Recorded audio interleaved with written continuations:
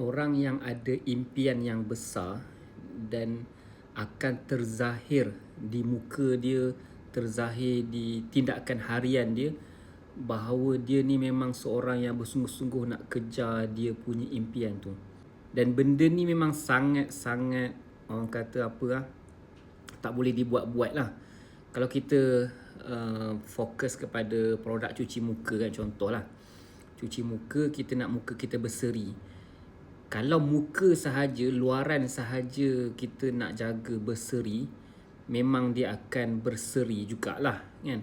Tetapi sebenarnya kalau kita repair dalaman kita, contohnya kita ada visi, impian, cita-cita dan matlamat yang memang kita memang nak kejar bersungguh-sungguh, jadi muka tu dia akan lebih, orang kata apa lah, dia ada lebih double triple seri dia.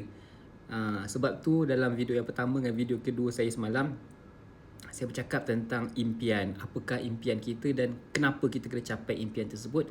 Baru dia akan menjadi drive, dia akan jadi orang kata apa, penolak dalam diri kita untuk mencapai objektif tersebut. Dan benda tersebut akan terpancar pada fizikal kita, terpancar pada muka kita, gerak-geri kita, dan orang akan dapat rasa aura, dapat rasa feel benda tersebut.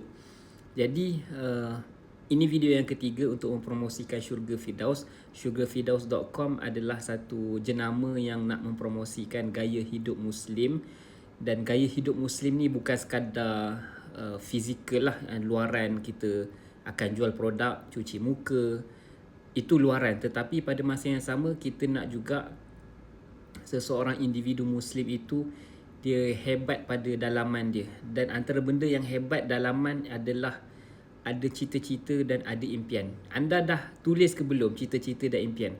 Tulis setiap hari apakah impian, cita-cita yang nak dicapai, dan tulis kenapa anda nak capai impian tersebut. Tulis setiap hari.